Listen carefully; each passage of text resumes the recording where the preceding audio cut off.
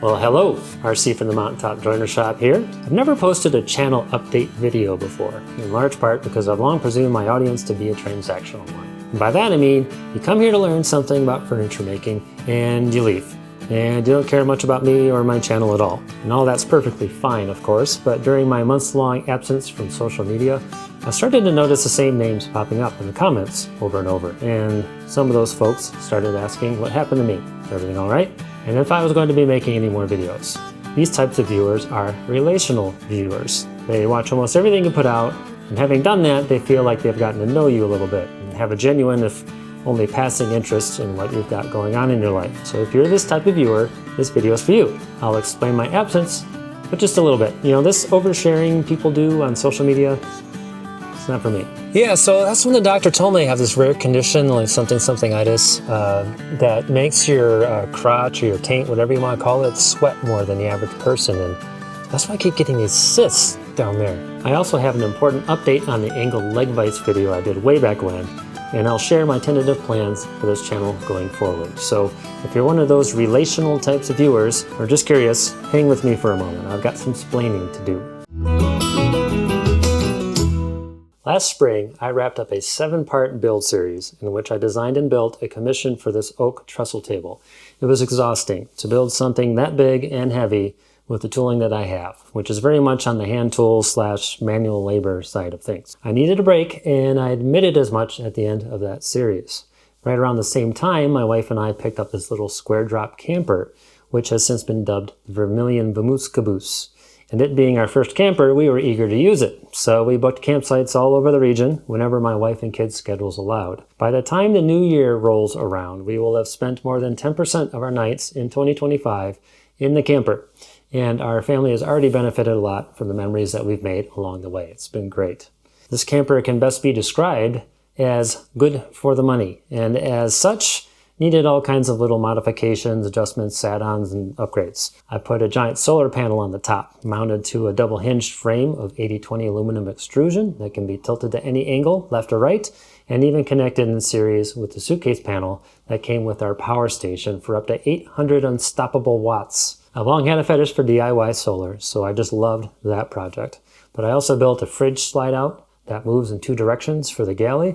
And in my previous 2 videos, I documented the design and build of a removable side prep table that I just couldn't help but dovetail the hell out of. So there have been tons of other little trailer projects as well, but you get the idea. Between the camper and the camping, I've been pretty busy. Another thing I failed to mention before now is we took a trip to Spain, in which I did family stuff. I chased birds and other wildlife around with my camera and gawked at the architecture, with how much inspiration my favorite furniture designer of all time, Carlo Bugatti, drew from classical Islamic architecture. I'd never pass up the chance to see it for myself, in the south of Spain no less, where that kind of stuff is both plentiful and just jaw-dropping. We visited numerous sites in Seville and Cordoba, and it was just awesome. But I didn't post about that so much, in part because I also kind of started to wrap my head around some things regarding this whole social media ecosystem that made it pretty easy to take a break as well. What these social media companies have done is really a pretty sweet deal for them. They've developed algorithms that commandeer and weaponize our own psychology against us, such that they don't even need to produce an actual physical product to sell. So-called creators like me produce cloud-based products for pennies on the dollar, and everyday social media users even do it for free. The little hit of dopamine we get doesn't cost these companies anything, but they benefit monetarily from it in a big way. Now,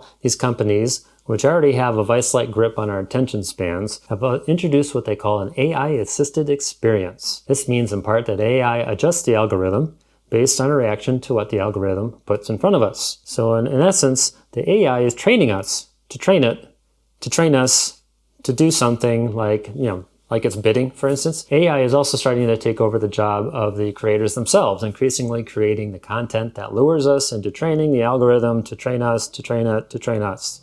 It's just gross, dude. It's gross. I don't like it. But you know what I do like? I kind of like making videos. I like sharing what I've learned over the course of my furniture making career with others.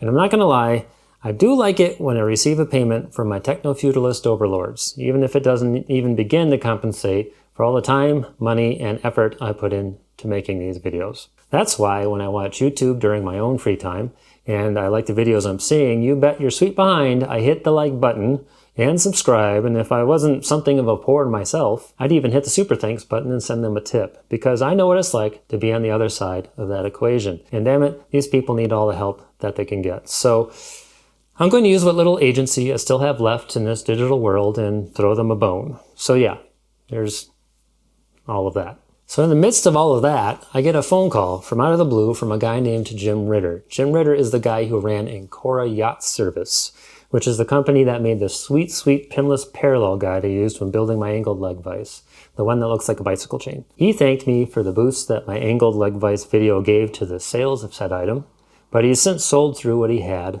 And stop me if you heard this before, the materials he used to make up these parallel guide kits are way more expensive than they used to be. He figures nobody's going to want to pay double for a kit that sold pretty slowly in the first place.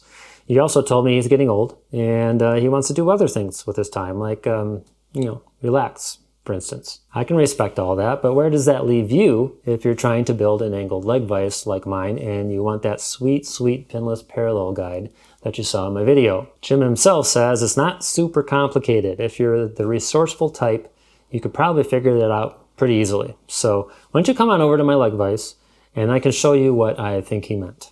Okay, so pardon me the use of my patented shaky cam footage, but it's kind of cramped over here in the corner where my bench is.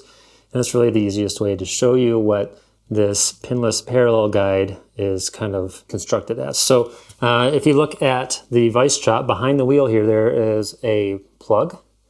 And that plug is actually basically an anchor for the chain. The chain anchors to that plug by passing through the vise chop. So if you look behind there, you can see the chain passes through the vise chop and anchors to this plug. So what I would probably do is just drill a hole through the vise chop, run the bicycle chain through it, and then put like a metal rod through that chain, and maybe have that rod kind of buried in a little bit of a groove or something like that, so it's still kind of flush. So that's what I'd probably do there. And if you look at the chain itself, I wouldn't use just any bicycle chain on this. I would probably get a heavy-duty BMX chain. I worked in the cycling industry for like 15 years, and of all the chains you can get at a bike shop, that's what I would get, a heavy-duty BMX chain. I think they could easily withstand the forces that you would put on it with a leg vise like this. And of course, if you want to see what the deal is with this threadless quick release vise by Hofvarder Custom Vise, I did a whole video back on that back in the day. So I won't go over that here, but to continue along with the construction of this pinless parallel guide, what it does is it passes through the leg just below the vise screw. If I come underneath here, you can see that there are some brackets and there's a little roller here. So it's basically a little like a pulley wheel that the chain rolls over. Now you could make some kind of bracket like this and just run a fat metal rod and let, lubricate it really good and let the chain just roll over the top of that. Or you might be able to find a little pulley wheel that allows you to have it operate as smoothly as this does. It's kind of dark under there, but hopefully you can see that. Then what I have the chain do is go down the back side of the leg. In my case, I have some split stretchers between my legs to allow clearance for that. What it does is it comes down here, and wouldn't you know, there's another roller right there. So if you look closely, you'll see right there is another roller. And then the chain follows where you normally put a pin in, right here, your parallel guide, and all it does is just anchor to the back end of that parallel guide. And in this case, there's a little bit of a threaded rod, so you can adjust tension on the chain. That's the tricky part as far as I'm concerned. I don't really know how I would do that in a way that I could adjust the tension, but you can see what it looks like here. So hopefully it gives you an idea of a way that you could kind of come up with your own chain style pinless parallel guide for your vise chop, since you can't buy a kit like this one anymore. So that's the lowdown on that. So what's next for this channel? Oblivion? Well, it just so happens that I just landed a commission from a good friend of mine to make a very modern desk for their daughter. We go way back. I've done numerous commissions for him and his wife in days gone by. I even held his daughter when she was a baby. This is back when I was really quite uncomfortable holding babies, so this is a long time ago. And so I'm going to document the process of designing and building this desk, which should not only make for some interesting content here on this channel, given some of the design challenges and new to me techniques that it will involve, but also serve as a record for my friend and his daughter, should they ever be curious as to how this thing came to be. So I think that's all the news I have for you. As always, I appreciate the support and viewership I've gotten from you guys since starting my channel, and thanks for checking in on me. I'm not dead or anything, and thanks for coming back after I came back. You guys really are all right, most of you. And yeah, that's the end of this update. We'll see you in the next one. Now, if you like what you saw here, please hit like and subscribe. It would help me out a lot. Also hit the little bell icon if you want to be notified anytime I release a new video. And if you didn't like what you saw here, keep it to yourself, pal. Or watch one of my other videos. You might like one of those. Thank you for watching.